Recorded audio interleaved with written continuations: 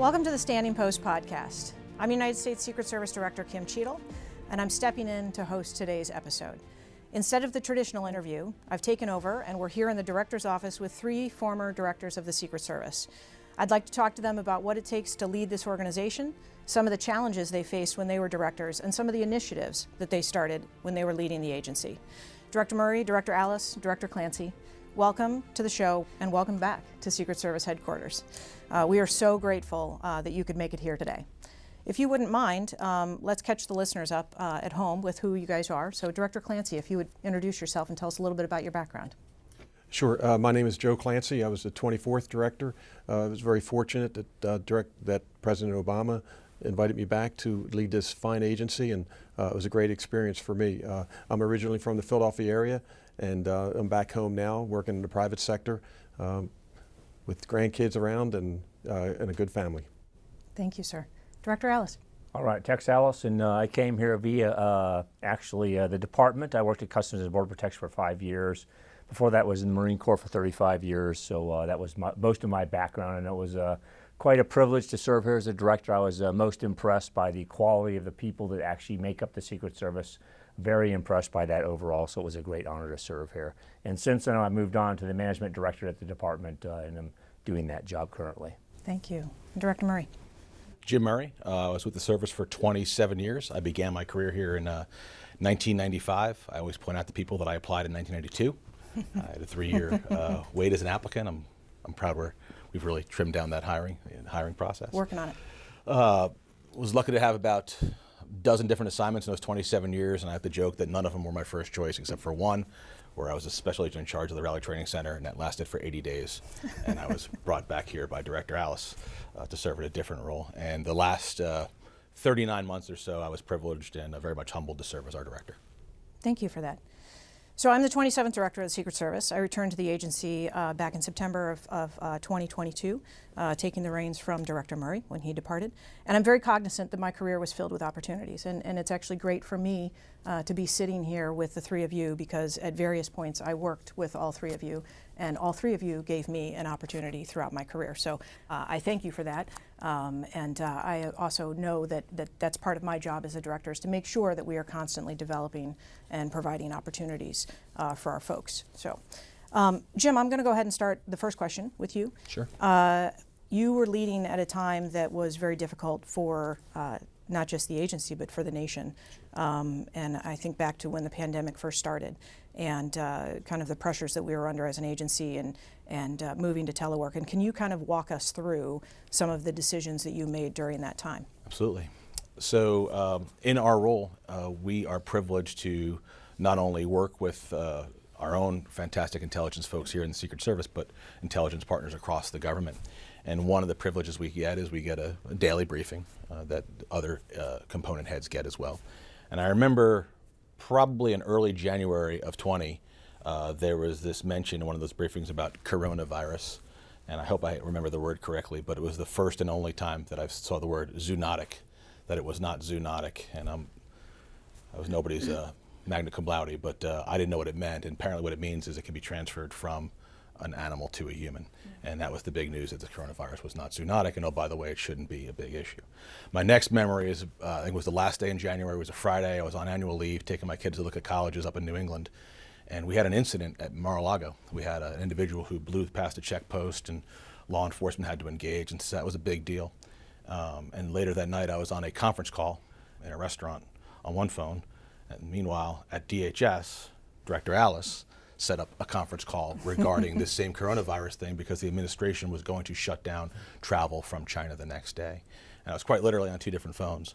And I'll tell you, Director Allis's call went a lot longer than the Mar-a-Lago incident call.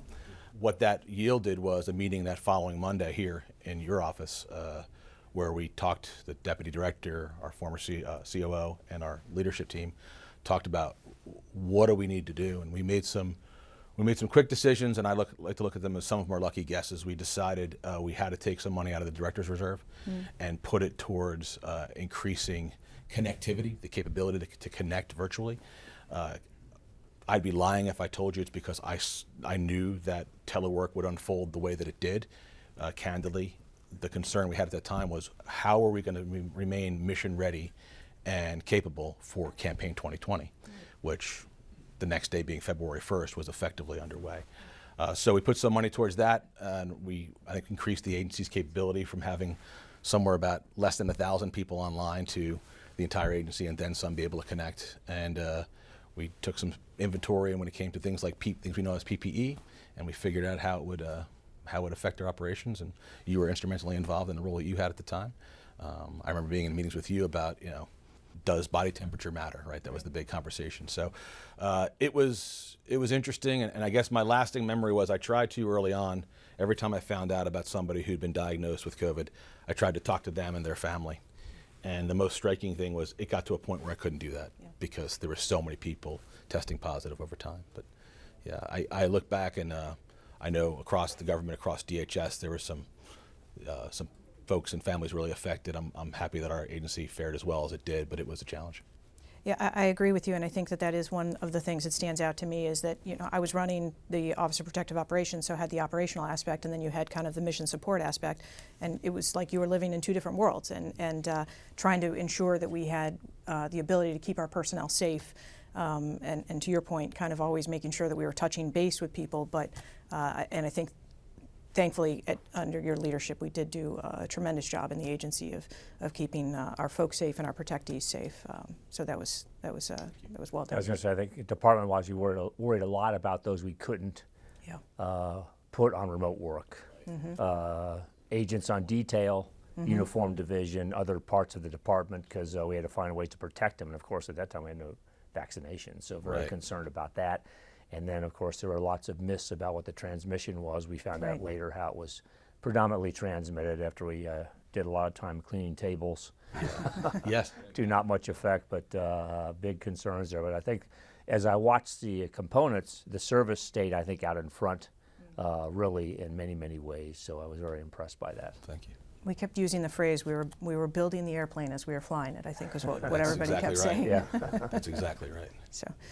Director Alles, if I could ask you, you kind of came to the agency in a unique circumstance where you were the first director to be appointed as an external member, not somebody who came up through the ranks.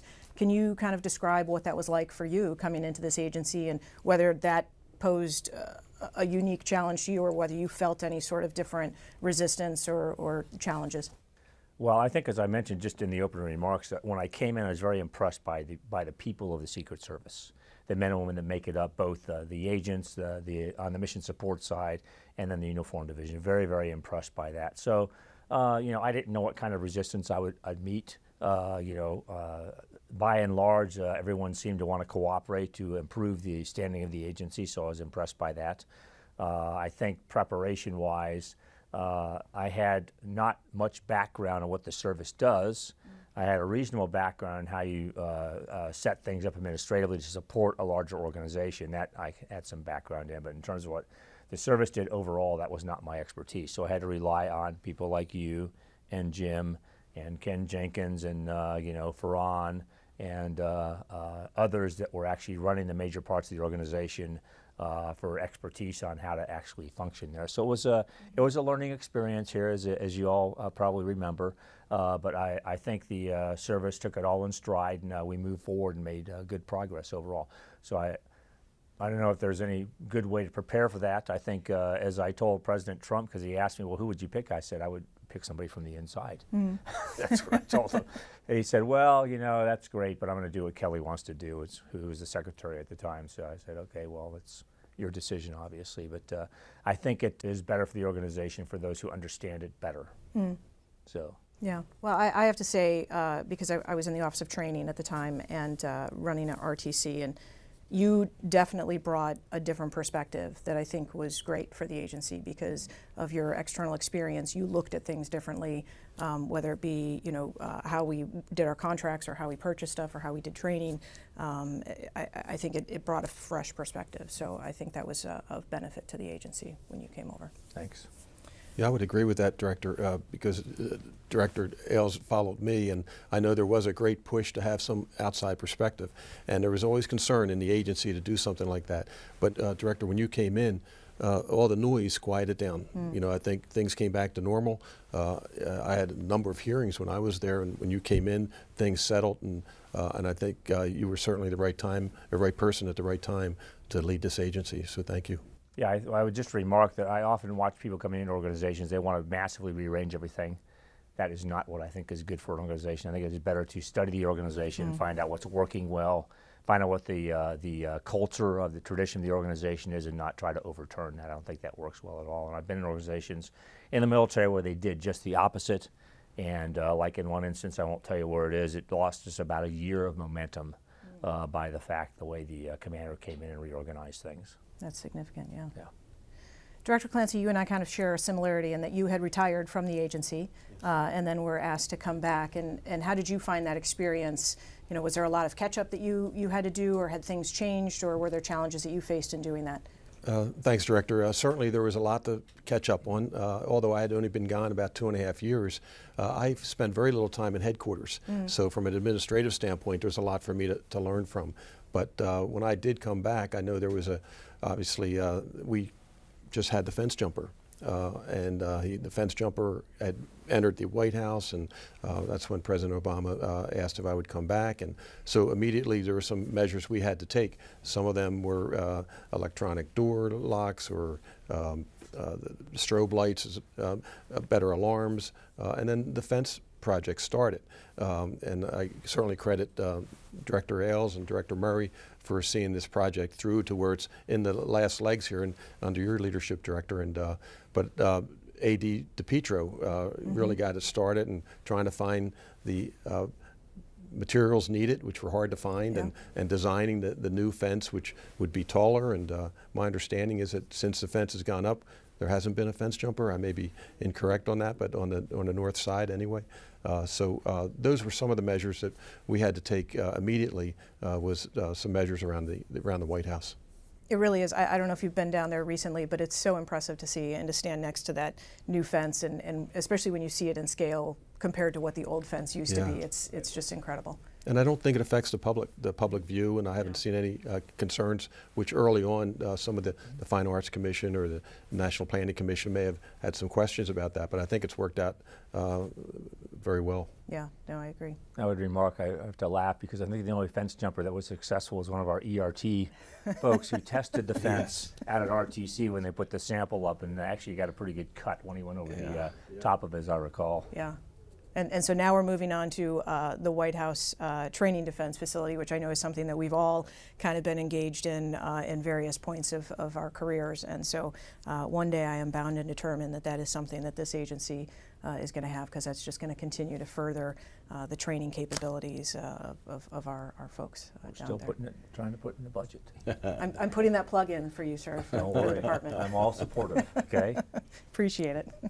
So if I could just mention one thing regarding that, and I know I've mentioned to you before, in terms of a White House mock-up, and how, as you know, Director, any special ops group is going to have a mock-up before they go in on special missions, and I like to look at it in sports. You know, the Philadelphia Eagles wouldn't train on a parking lot. You know, we wouldn't have made it to the Super Bowl if we had. And I think when you're protecting the most important piece of real estate in the world, we should have that ability to have the right facility. No, it's so true, and the good news is when we do talk about it with some of our external partners, there's support out there as well. So I think we're finally getting to a point to where we're going to see that realization happen. So the Secretary is definitely behind it. For sure. He brings it up, and every time we've had a conversation about it, so I do appreciate the fact that he is so supportive. Jim, with having been gone now for, is it 6 months this week? Okay, yeah. Congratulations. Thank you, yeah. How different is it now having been gone? Well, it's very different. You know, I like to joke that, you know, in college I was in ROTC and then had a federal job after college, a little bit of time in the reserves, and then here in the Secret Service so that totaled like 32 years plus college. So my last foray into the private sector, I was a busboy, you know. So it's very different in that regard, but really enjoy it. I was concerned, candidly, when I left the Secret Service, and if folks, you know, who are listening or watching have heard me talk, you know, I talk a lot about the whole idea of mission first, people always, and that's what not only drew me to this organization, but motivated me to stay for so long. And I was afraid that when you go into the private sector, that all goes poof. And I'm glad to say that the organization I work for now is very much value-based, and people are sort of rally around the mission there. So it's good. It's not a total abandonment of it, and I'm happy for that. Yeah. I feel like we kind of always have that network, and even when you leave, you're not really gone. So yeah, that's true. That's true. Yeah, I'm still in the we and us, right. and not have so those much the they conversations. about Right. Secret Service. Yeah. Director Clancy, since you have now been gone, are there things that you wish when you were here that you could have done differently, or that you would maybe change? I think there's always things you self-reflect and look at things how you could have done them better. I will say, again, the congressional hearings. I think that's something I could have done a better job with. You know, it was new for me. I was kind of learning on the job there, and in some ways, I wish I had been a little stronger there, to be candid. But in terms of, you know, our goal was really to increase staffing, increase training, and build up some of the morale. The staffing numbers were a challenge, you know, because we didn't lower our standards. So it was a challenge to build those up, and we needed to build those up to get more training for our folks. But I think one of the things that we did in a positive sense was we did bring in some outside perspective. I just saw General Nally, you know, with the IT world, what he's brought in, and certainly in communications, what Kathy Mahone did for me and Anthony's doing for you here. Mm-hmm. I think having that expertise from the private sector coming back in to help and lead certain departments in the agency, I think has been a real benefit. Because they're skilled in that. That's their schooling, that's their expertise, their training, and allow the agents and the officers to do the operational roles with input, the other departments with input from, of course, the agents and the officers, et cetera. But yeah. Yeah, I think the outreach part is difficult, I find, and I think part of it is because as law enforcement or agents, we're so used to, as an agency, kind of being in the background and being that, you know, quiet success, that we're not forward facing, or we're not always pushing the brand or the name out there. And so I think that has been definitely a shift that I've seen in the last couple of years. And it's important. I mean, it's important to get the message out there to our partners. Especially with the 24/7 news cycle now, and everyone is looking for a story of some sort in the social media that is out there. So I think it's critical, and I again credit you and the other directors for the job they've done from a communication standpoint and getting our message out. So I commend you for that. Thank you. Tex, is there something, since you're on the department side of things, and the department has been hugely supportive of the agency and appreciate the Secretary's support and your support having moved over there, but are there things that you think that as an agency we could do better to conduct outreach or push the message further? Yeah, I would just offer that. I don't know if I'd say you can do it better, but continue to basically lay out the Secret Service requirements to the department. I mean, sadly, the department gets, as it has for the 11 years I've been in it, focused on immigration. That seems to be the thing that won't go away, and that detracts from other parts of the department that have very important mission sets. So I think for the service, pushing forward kind of leading edge technology for the protective mission, and then also on the investigation side, the service has an important investigative mission beyond just protection. Right. Okay, in areas of financial crime, and those often get lost in the shuffle up there with the other emphases. So I would just offer that the service wants to continue to push its mission forward to the department so they understand it and they see it. I think, as Director Clancy mentioned here on the public affairs side, there's been a more aggressive posture in putting forward cases that the service is working on. I think that's helpful in showing the value that the service brings to the country here. Otherwise, I think it kind of gets lost in what I'll call the immigration shuffle up there, as you're well aware. Yeah. I mean, I couldn't say it any better to these gentlemen. I think, as you know, we tried to put a lot of weight in terms of self-advocacy, which was it felt icky for us because we're sort of Spartan by nature as an organization and as a workforce.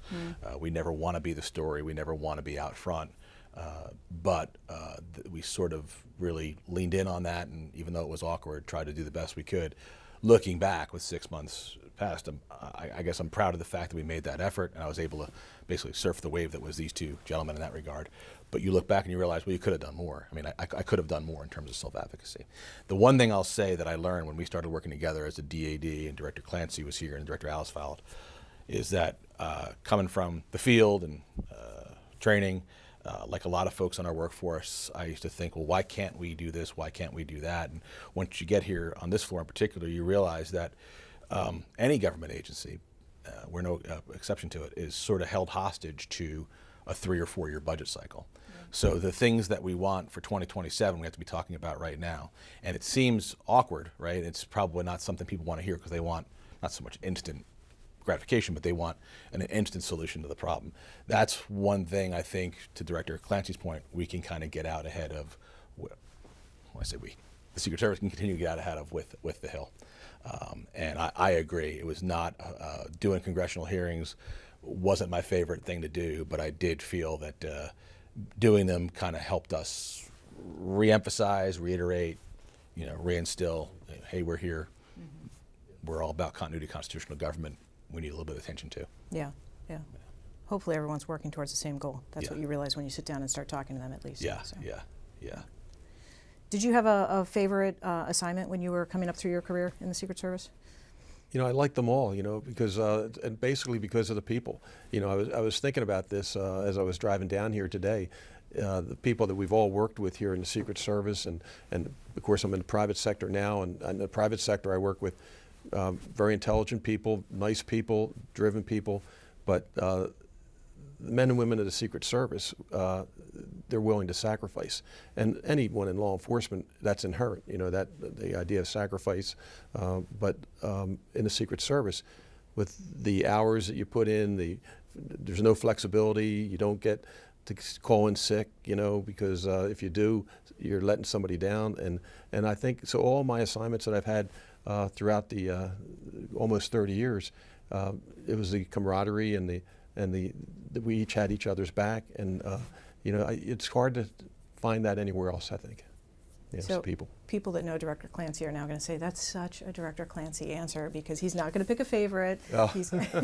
Yeah, well, I think people know I wasn't very good at investigations, so I can't really say that. I'd have to rely on my protective background, which was I was probably more comfortable there. Yeah, no, I agree. We have it strikes me, and especially being in this role now, and Director Alles, you said it, but like how talented our folks are, and that people don't know about our agency is, the forensic services, the technical security aspect of it. I mean, we have some professionals that, even our CMR team that's here today, setting up this podcast and doing our media outreach, we have some really phenomenally talented folks that every time I'm amazed when I'm talking to them, and I always say that they should go out and do the recruiting, because they can sell the message so much better than some of our agents and our officers even can. Yeah.